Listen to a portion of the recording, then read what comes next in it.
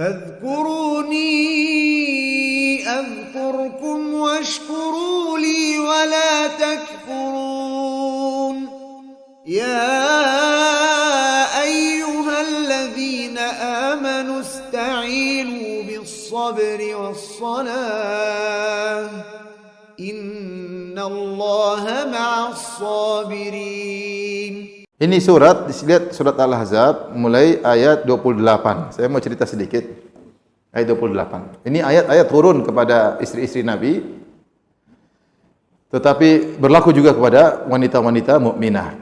Disebut dengan ayatut takhyir, yaitu Nabi menyuruh istri-istrinya untuk milih Nabi atau milih dunia.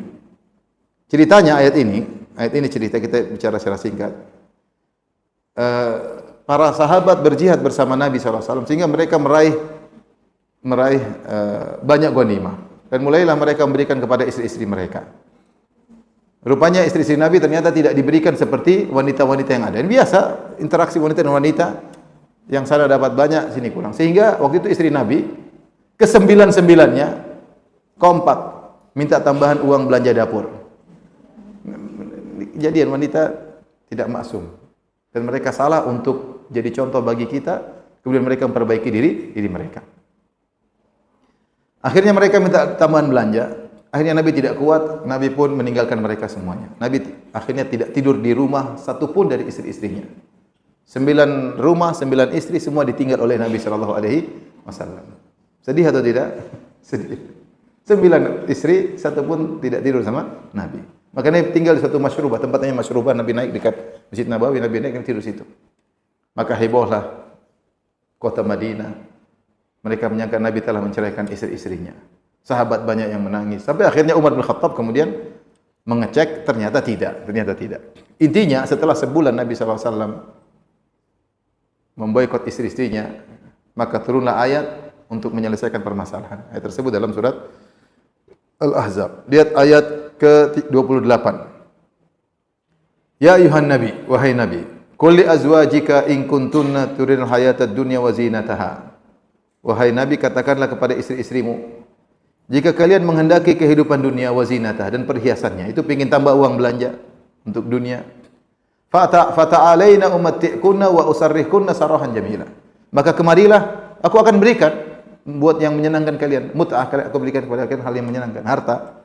Tetapi habis itu wa usarrihkunna sarahan jamila, aku akan menceraikan kalian dengan cara baik-baik, enggak usah ribut-ribut.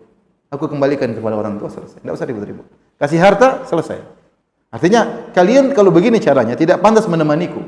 Tidak pantas menemani Nabi SAW. Ini pilihan pertama. Kalau mau harta, silakan. Ini kemudian selesai.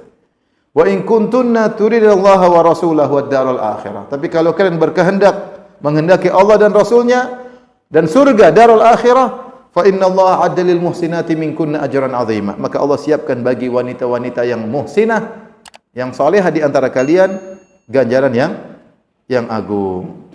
Subhanallah. Maka ketika turun ayat ini, maka Nabi SAW mendatangi istrinya satu persatu. Mau pilih mana? Aisyah saya mengatakan, ya Rasulullah, tidak usah tanya, saya pasti pilih Anda. Kata Nabi, tanya dulu kedua orang tua, musyawarah. Kata Aisyah, enggak perlu musyawarah ya Rasulullah, saya pilih Anda. Semua istri Nabi akhirnya pilih Nabi SAW. Siap hidup susah bersama Nabi SAW. Ya. Sehingga setelah itu Allah melarang Nabi untuk menikahi wanita yang lain setelah 9 istri Nabi semuanya ridha dengan kehidupan Nabi. Yang ingin saya sampaikan kepada ibu-ibu, jadilah wanita yang orientasinya akhirat.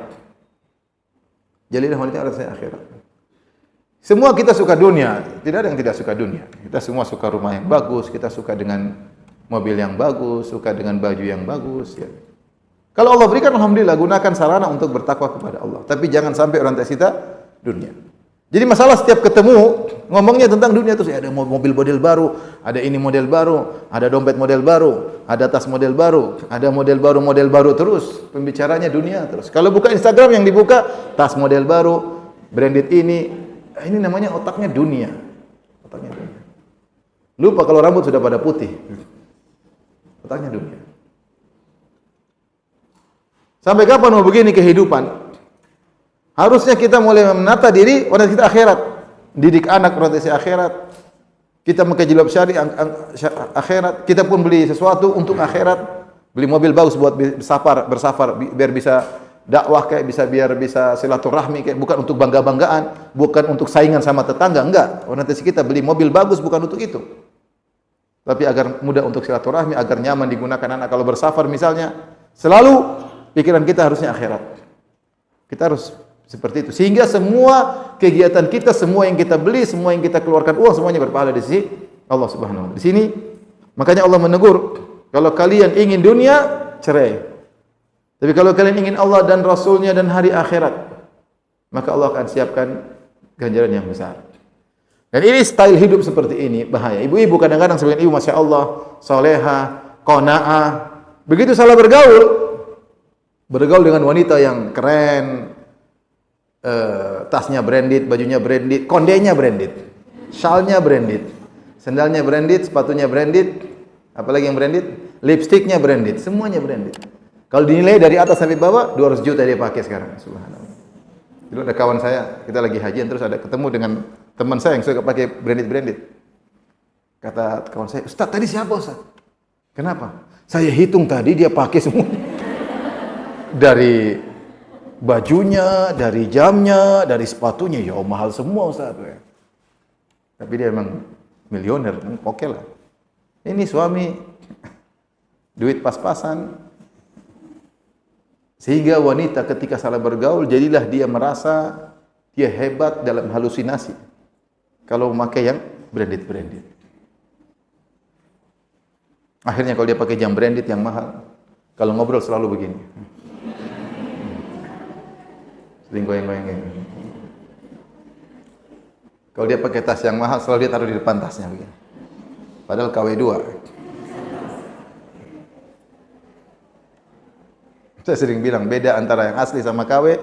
Kalau hujan, KW digunakan untuk jadi payung. Kalau asli disimpan. Jangan, hidup tidak usah begitu. Orang terjebak salah pergaulan, orientasinya dunia, dia merasa hebat, dia merasa tinggi, padahal dia hina di hadapan Allah Subhanahu wa taala. Hati-hati seorang hobi hidup dengan branded, khawatir dia tidak bisa menata hati. Saya bukan larang ya. Kalau ada memang yang baik silakan.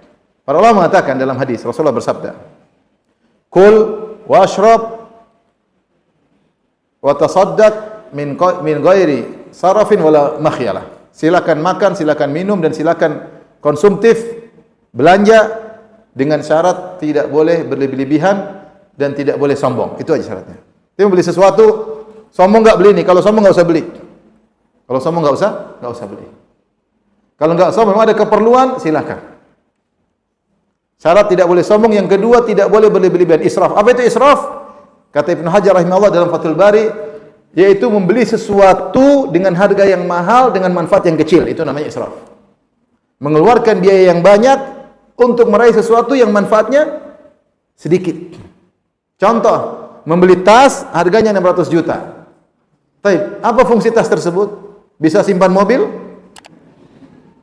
Apa fungsi tas tersebut? Cuma simpan HP, harga sampai 600 juta. Ini contoh israf, berlebih-lebihan. Kalau seorang beli mobil, mungkin mobil besar, manfaatnya jelas mobil. Yang selama dia tidak boleh sombong. Selama itu sesuai dengan level ekonominya.